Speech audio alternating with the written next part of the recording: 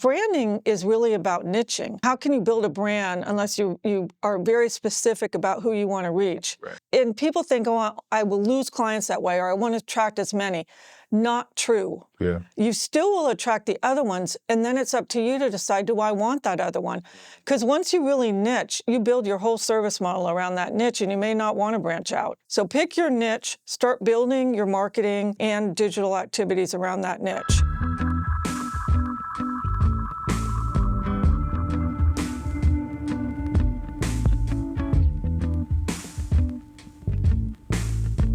Welcome back to another episode of The Advisor Journey. And I must say that I am so excited for this conversation. Cathy, we met maybe 10 years ago. Yeah, I was at least. a green financial advisor trying to pick your brain on how I can grow a practice. And you gave me the wisdom, you gave me the keys, and you gave me encouragement more than anything to just keep going. I love it. Thank you for being here today. It's a full circle moment for me, everybody. Cathy Curtis. Cathy, how you doing? I'm doing fantastic. Thank you for that great intro. So I good love to see being you. here with you again. We have to do it more often. Yeah, definitely. We have to. Now, I don't know who doesn't know you, but for the advisors that may be listening to this episode right now, why don't you go ahead and give them a brief introduction? Sure. So Cathy Curtis, and I run my firm, Curtis Financial Planning, out of Oakland, California. Been in business for 24 years, if you could believe that. I work mostly with single women now. I have a true niche, and I love it. I have about 70 clients. I'm very niche-y, independent. I'm very particular about who I work with. I love what I do, and I hope I can keep doing it for a few more years because I'm at the tail end, unfortunately. Yeah? Yeah. Well, we'll talk about that in a second here, Yeah. but 24 years of financial planning. So I want to go back to the beginning, and I want to talk about how things have changed over time. Hopefully in this episode, we can really address like what it takes to last 24 years. I think that people don't have that sort of longevity, although we're advisors and we're saying, hey, buy and hold, the markets are efficient, do this and it works. You find that advisors get frustrated on their own advisor journeys. So talk to us about your start as an advisor. How did you start and how did you get to this point? Sure. I was a career changer.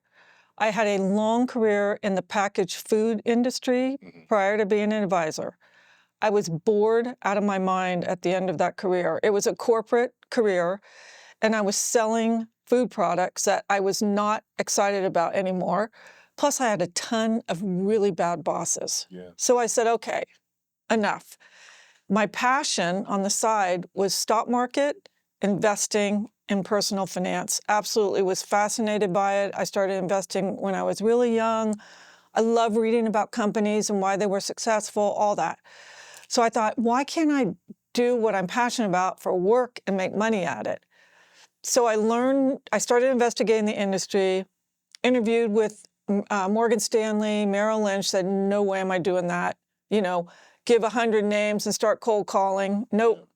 Then I found out about NAPFA and Garrett Network and being a fiduciary fee only. And I thought, that sounds like me. So I started my own firm. Out the gate. Out of the gate. A true trailblazer, Yeah. ladies and gentlemen. And all you needed to do, which was shocking, is pass the Series 65, which was a super easy exam, and get a DBA. Before you know it, out of my second bedroom, I was trying to start a business. It was unbelievable how easy it was. What was that like? Like starting a business from your bedroom 24 years ago. Yeah. Like, talk to us about that. It was scary as hell, but it was also really exciting. And I have to say, I got married by that time, and my husband was a mortgage broker in the heyday of mortgage brokering. Yeah. Do you remember how crazy it was? Interest rates were crazy back then. Really low. You could make money just waking up in the morning. And so while I was building my fledgling practice, I helped my husband because he had so much work. So I was able to keep bringing money in for the household and staying engaged. And it's so related, what you have to do to find out, get people qualified for a mortgage. It's all financial. So that kept me going while I was trying to figure out how to get clients. Yeah. That was the hardest part. Getting clients? It's Yeah. still the hardest part today. Yeah. For a lot of advisors. Yes. But for me, after I got going, it's been almost the easiest part. And I know I'm unusual in that. I think I can explain that because Yes, I had a please. marketing background in the food industry. I was a marketing and sales manager, and I learned how to brand and sell and motivate people to sell. That was my skill set, and I was really good at it. So I just transferred that skill set to getting clients as an advisor once I got started and figured it out. Okay. Yeah. All right. So it was the hardest part, and then it was the easiest part. Okay. Yeah. These are two polar opposite Yeah. statements. So Yeah. why was it the hardest part, and how did it become easy over time? Because I feel like a lot of advisors watching are still in the it is the hardest part. Yeah. And they might quit before it gets easier. Yeah, right? exactly. So talk to them about that really quickly. Okay, so for 5 years, I floundered around trying to figure out how to get clients. I had a canned advisor website that looked like everybody else's website, blue and white, with people looking at papers and very official looking. And then I took a branding class from a woman unrelated to the industry who kind of gave me the okay to be myself, have my own image, work with the clients I wanted to. That's when I decided to niche to women, because branding is really about niching. Yes. You know, how can you build a brand unless you are very specific about who you want to reach? So I redid my whole website, bright colors, had women on there, great language that appealed to women. And I started using social media, which was just getting going at that time. It was like 2008. Very early. Yeah, very early. Facebook, Twitter, LinkedIn. And then, so I had my website, my platform. I was social media marketing. And then I started going to every women's networking event in person, because in real life was still useful back then. Yeah. And I met all kinds of people. I just went crazy on my niche. Where am I going to meet single women that have money to manage and have personal finance needs? And once I started getting my first clients and they started referring me, my business took off. I bet. You know what? It's crazy because tried and true methods still work. Yeah. And what I'm hearing from you, and I want to be clear for the advisors that are listening, is that you had this dual approach. You know how they say like prayer without works is dead? It's almost like that, where it's like I used social media, but I also got outside. Oh, yeah. And I met these people face to face. I went to where they were at, right? And I became familiar with my target demographic. And I think nowadays advisors are really trying to do one or the other. And the one is being online, but you got to do the other. I agree. I think it's gone too far that you only do it online.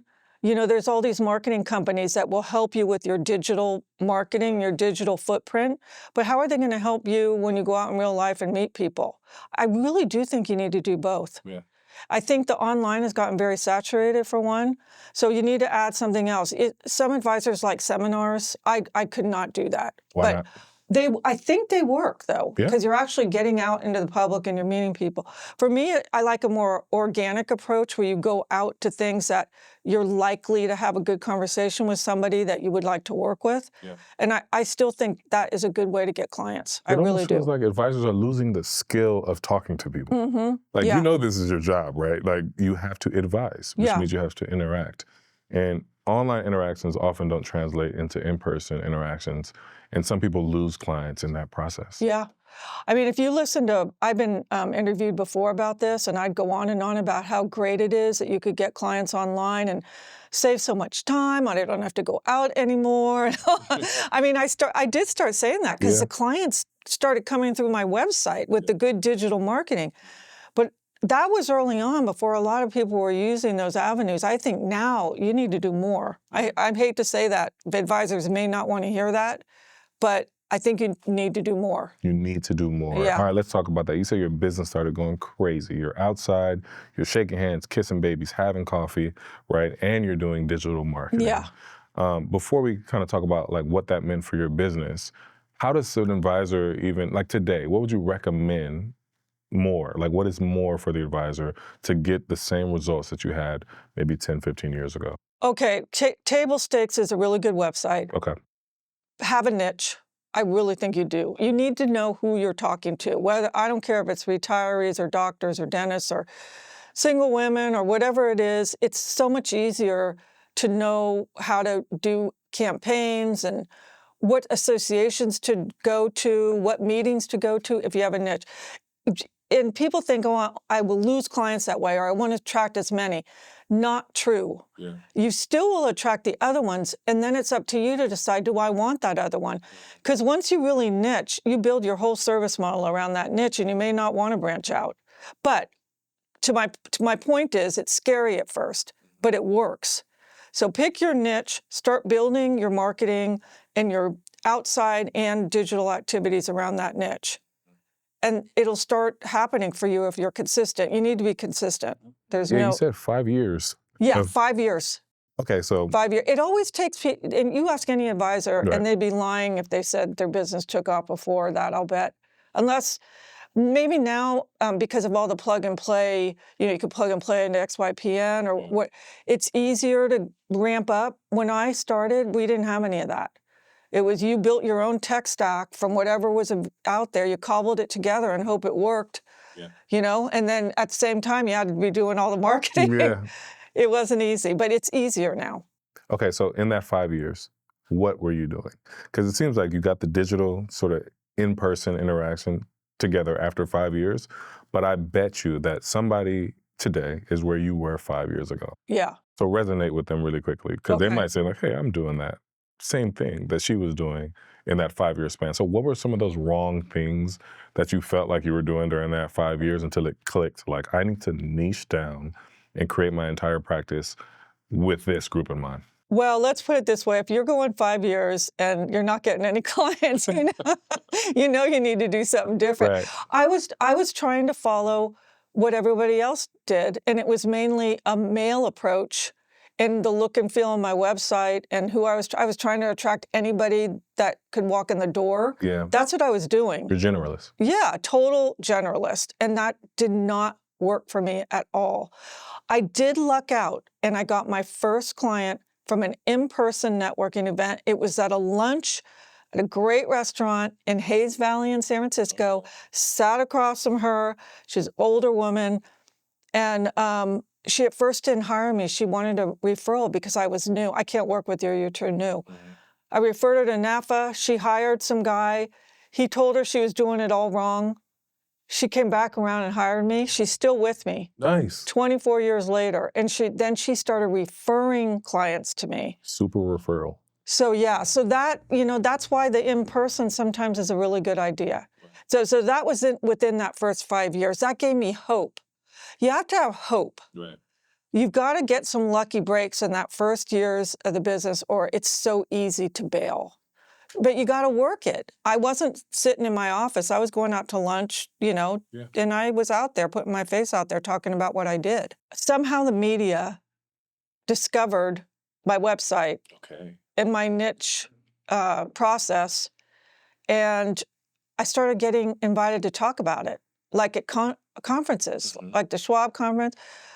Jim Pavia was at CNBC at the time. He invited me to be on his financial advisor council really early on because I was out there. Yeah. I was out doing digital marketing. I was doing something different. That was my other lucky break. I think we just need to call this episode Get Outside. Yeah. This is just Get Outside is the name of this episode, because I think that's the missing piece, right? Yeah. Like, the internet, with all its pros, the biggest con is making you feel bad about your efforts, because you're seeing people's highlights all the time. Right? Yeah. They're growing fast. They're picking up clients left and right. They're making money, right? It makes you feel like, what am I doing wrong, right? Yeah. So then people get inactive because they don't think they can match the activity of others, right? Yeah. When the hack is really to just get outside, keep going. Yeah, and quit looking behind you. Social media for so many things makes you feel bad. Personally, it can make you feel bad, business. And it's not all true. It's smoke and mirrors. How do you know what's up there is really true or not, right? So I think it is important to do things that make you feel good, for one. And most advisors are very social people. They can get out and meet people. The break with Jim Pavia happened when I got invited to speak about my marketing approach. And I did a presentation comparing marketing spaghetti sauce in my old career to marketing myself as a financial advisor, I even put up a big picture of Prego and Classico. Classico was a brand that I used to market, Yeah. and their differences and how they niche themselves. And he was in the front of the audience and came up to me and go, Wow. I love what you're doing. I love that you're using social media. I like that you've broken through. And that's how I got involved with the Financial Council, which really has helped me too. Yeah. Gave me a national presence. Sure. Little advisor in Oakland with a national presence. I mean, unheard of. Unheard of. Can you give us that Classico little pitch so we can hear the difference? Yeah. So Prego and Ragu were the brands out there, mass marketed brands.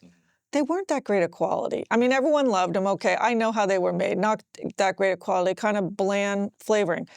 Borden Foods comes out with Classico, brands it around the Italian countryside. Beautiful label, colorful. They spent a lot of money on their labels. This is a premium pasta sauce. Right. This is, when you use this, you're going to feel like you're eating pasta in Italy.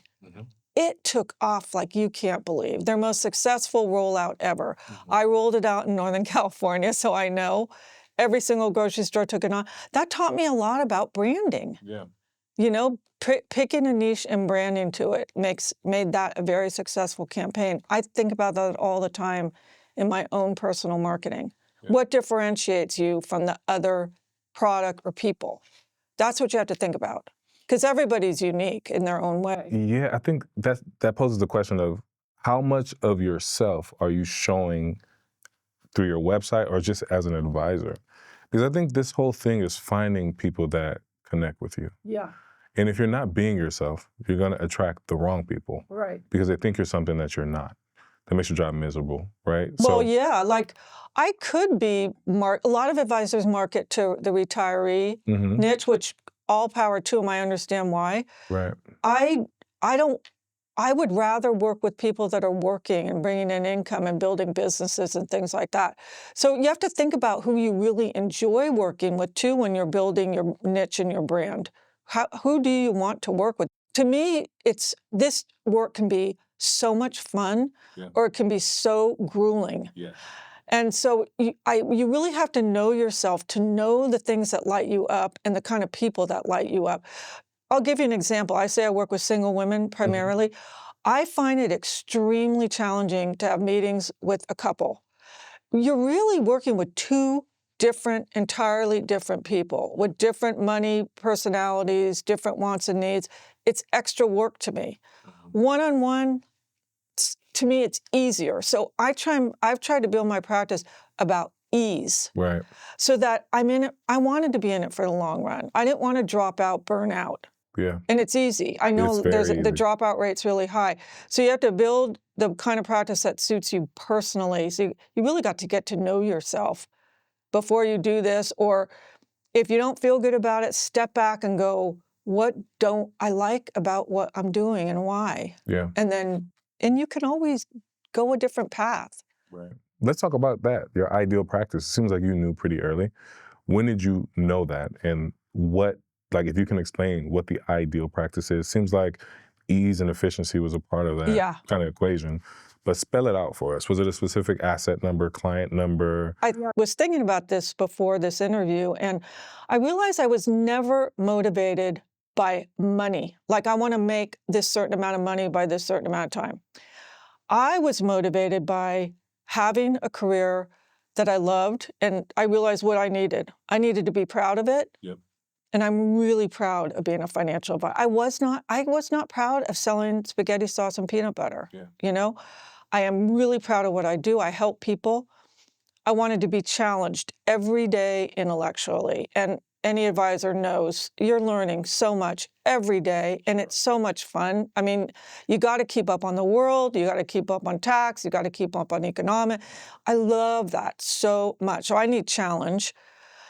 And I also need autonomy and independence. I get stifled with a bad boss, bad coworkers. It brings me down so much. And so I realized that I could be completely autonomous if I had my own firm. Yeah.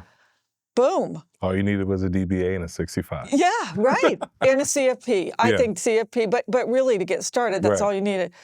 So I got all that pride, challenge, and autonomy in having my own firm. And then from there, it was building it with all the grudge work, which tech stack and all that. And like I said, marketing was sort of easier for me. So I had that.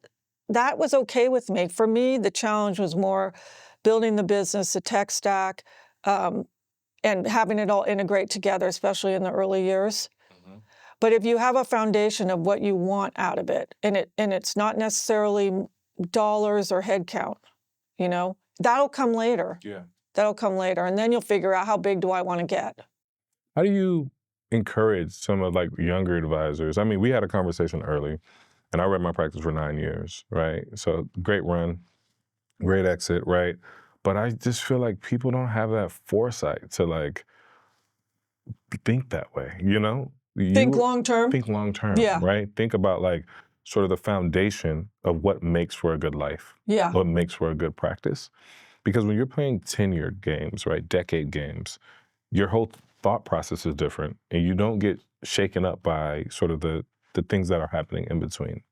Right. So how did you teach yourself to think that way along the journey? Because obviously it took 5 years to hit the marketing right? Right, 5 years. What advice do you have for advisors that may be watching that are trying to think long-term but are getting sacked by short-term events? Yeah. I think you have to have a passion for this work, for one. So if you're going into this work because you see, oh, my buddy's doing this, is making a ton of money, that's why I want to do it, I think that's the wrong reason. I think you have to have the right reason for wanting to do it, for one. Then I think once you hit those roadblocks, which you always do, you need to get some help. So I've done coaching programs. I mean, I did Limitless. A lot of people know about that. I've hired personal coaches. I have several mastermind groups over the years of my peers.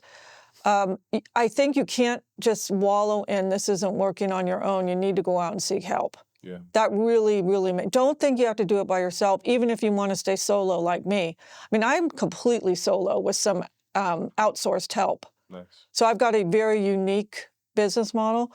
But if you hit a wall, don't just mire in it yourself. Go out and talk to other advisors, see what they're going through. That helps me even now tremendously. Yeah, and it also makes you feel like, I'm not alone in this. Yeah. This is normal. Right. Because part of it, if you're on the ship by yourself, you're like, are the waves supposed to be this rough? Yeah. Right? And they are. It's totally normal. It is so hard to do this. It's because if you think about it, you've created a job for yourself, one, but you also are running a business yourself too, which is, it's like two major challenges right there. It's different from being an employee, where you don't have to run the business. And you have to self-manage. Yeah. Yeah, self-motivate, self-manage. It takes a certain personal traits to do this work. Yeah. It really does. What do you think is different between like the climate now and the climate when you began? Like, is definitely. there any significant differences? Oh gosh, yeah. The plug and play. Yeah. I mean, if I tell younger women advisors that are like, I'm with a firm, they're not letting me do what I want to start my own. I'm like, do it. Then what's holding you back? You've got plug into XY. Tech stack right there. Boom. And then you start doing marketing. That's the key. Get out there, meet people, decide who you want to work with. There's a lot more resources available to you, XY, Altruist, right? Yes, Altruist. Help you to get started really easy. If I was starting over, I'd go with Altruist in a second. And I'm not just saying that because I'm sitting here. It has always intrigued me so much. I like that there's renegade firms out there that are trying to do it a little bit different. That's awesome. Okay, so how does somebody last 24 years? It's tough. Good question. It's tough. Obviously, I'm not a practicing advisor anymore. I enjoyed the relationships that I built with my clients, right? It was fantastic. And I have lifelong friends from the experience. But when you say, 2 decades of anything, marriage, running a business, right? I don't think our world is built for longevity, and people just don't know what to do with that because everything is so instant. Amazon, you get your package the same day or 2 days, right? Yeah. A text message, you're looking at your phone and expect a response back pretty quickly. It's different. So 24 years, how do you last? I think you have to have a passion for the work, a real passion for it, which I do. Plus, guess what happens? You start making good money. This career is very lucrative once you hit your mark and you find your niche, you get your service offering together, you know how to market, it becomes a money-making machine, and you didn't even expect it. And that's motivating. Yeah. You can support your family, you can support yourself, you can beyond support, you can then start doing things that you always dreamed of doing, and you can have good work-life balance. Yeah. This is once you get beyond all the pain, it really does start to happen. Unless you don't take care of yourself. Maybe you think you need to keep pushing, and make the next dollar, but you really don't have to. You can be happy with a certain amount, have good work-life balance, and have a really good income and lifestyle. That's the prize at the end of all the hard work. Yeah, you know, Jason, he was formerly the co-host on the show, and he used to always say, like, it's okay to stop when you're happy. Yeah. You know, and I think that rings true, and a lot of advisors don't know when they're happy or when to stop because they haven't done that inner work. Well, also it's because there's so much pressure to grow. Yeah. Everyone talks about growing. And especially today with all the firms that are doing acquisitions and the aggregators, they emphasize growth. You know, enterprise growth. Of course, that's what you want. Then you can monetize later for more money. So everybody's talking about growth. And you have to decide, is that what you want to be, or do you want to be I used to hate the term lifestyle practice a lot. Yeah. Because it made it seem like you're not serious. Like you shrunk the impact of a firm, right? But you're still doing the same work. You're helping families. You're a major positive impact in people's lives. It doesn't matter that you decided you're not going to grow like crazy. But that's tough, because I think you go into this in this business too. You're probably a little bit competitive, a little bit driven. You have to be good at this. And so growth becomes a mindset that you think you have to have. That's hard to get over. And I think that creates a lot of misery for advisors too. I really do. I agree. Cathy, I want to play a game with you. Yeah. So this game is called the updated Cathy Curtis marketing playbook. All right? Okay. So pretty much you're going to just spell out what you would do if you were starting like you did 24 years ago in your second bedroom. All right? Okay. So what's step one of your firm growth or your marketing playbook? Oh, I love this question. Okay. So you still need a good website. Okay. So I make sure my website was tricked out exactly the way I want. What is in that website? Let's get really specific. The language speaks to your niche. Okay. When your prospect gets on there, they're like, my God, I finally found the advisor that I've been looking for. She's talking to me. That's what you want. And then what do you have to do to get that? What do you have to study? You have to understand who your prospect is. So you personas, write them down. Create pictures of them. What do they do for fun? What do they do for work? What are their politics? You know, are they married? Are they single? Are they gay? Or, you know, whatever. And develop several personas, and then start writing copy to what you know those people value and want out of a financial advisor. Make it all about them, not about you. I think that's a mistake a lot of people make, is they write copy about how great their firm is. They forget that the person reading it wants to hear about themselves and what's good for them. So it's really important that the website language is critical, because that's still your landing spot. Right. It is. That hasn't changed very much. It's still your landing spot. Make sure it's easy for them to click on a button to get to you. Call with Cathy. Make it really simple. So call to action on that website. Call to action. Not a lot of hoops to go through to get it. I take all the calls myself. A lot of people have someone screen. I don't do that. I like the more personal touch, but that's up to the person. So that's for sure. And then I love to write, and I've always had a blog. So what you're talking now, what would I do now? I discovered Substack recently. Oh my God, it is awesome. Yeah. So I just started a Substack. For me, women live on Substack. Men are there too, but there are so many women on Substack. And that comes from understanding your target market. Like, where do they hang out? Yeah, because I'm hanging out there. I love Substack. There's so many great women writers that write about so many different things, serious stuff, but really great fashion writers, but lots of women. So now I'm on Substack, and I think if I was starting now, I'd spend all my energy there, everything on Substack. Forget about the old blog thing and all that. Because that's getting kind of dated now. I mean, you have to always be looking at what's new and moving forward. Where's the distribution? Where are people? Yeah, and I think I would go back to doing more face-to-face, which I, like everybody else, dropped off. Yeah, more face-to-face, intentionally without being annoying, like find where women are gathering, whether maybe it's a women's tech gathering, go, sit next to somebody. Everyone needs a financial advisor. What I've discovered recently, a young woman that works at Google just hired me. She has been at Google for 10 years, has not done one thing with any of her RSUs, because guess why? Why? She was too embarrassed to admit that she didn't know what to do with them. So she just let them sit there. So she hired me. She said, I'm so embarrassed. I'm like, how many other people at Google are sitting there being embarrassed and not hiring an advisor? Probably thousands. Yeah. So you have to get out and meet those people. So I would do more of that too. It's interesting because in person might be the opportunity hidden in plain sight. Yeah. Given that so many people are digital. You know what I mean? It's like you're looking for this magic bullet when it just might be getting back in person. Yeah. A question on that. You said don't be annoying. How do you not be annoying? Because I have friends that, I'm going to join the Rotary Club and the Lions, Club and all this stuff, and they're known as the financial guy trying to get money. Yeah, right.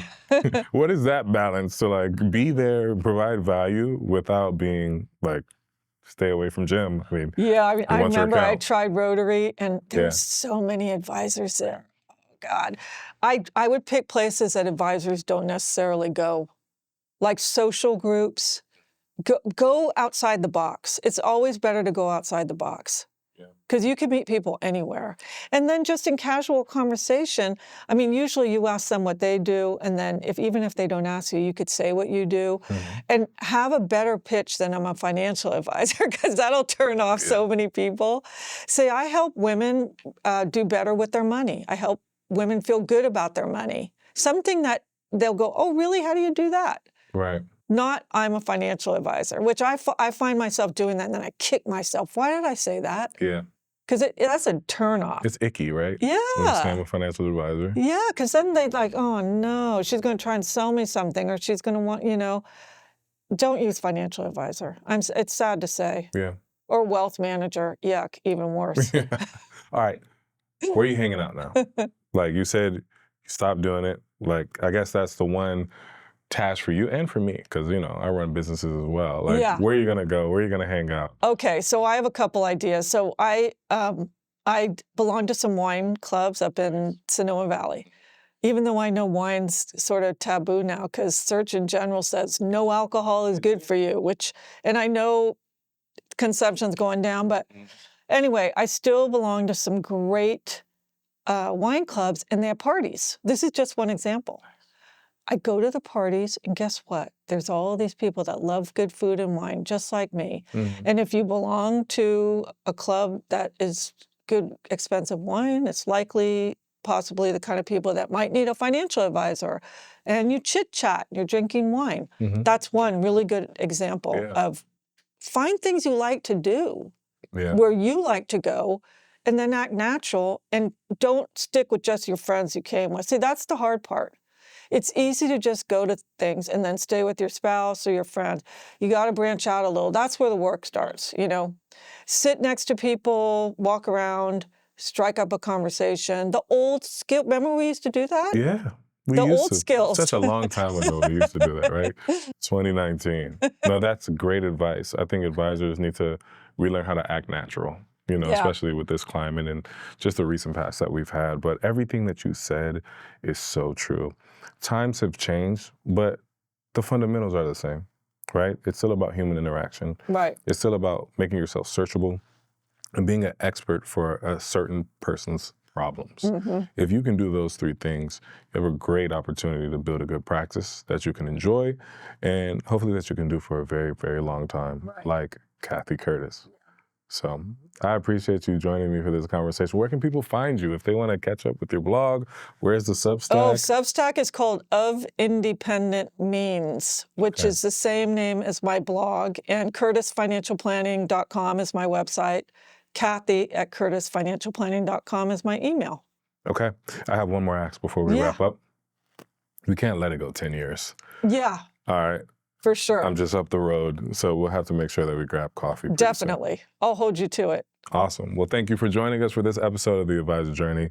Make sure you share with your friends. Visit us at altruist.com, and we'll see you again on the next one. Thanks, Cathy. Thank you. Thank you for listening to The Advisor Journey by Altruist. Brokerage-related products and services are provided by Altruist Financial LLC, a member of FINRA/SIPC. Results may vary. Altruist and its affiliates do not provide tax or legal advice.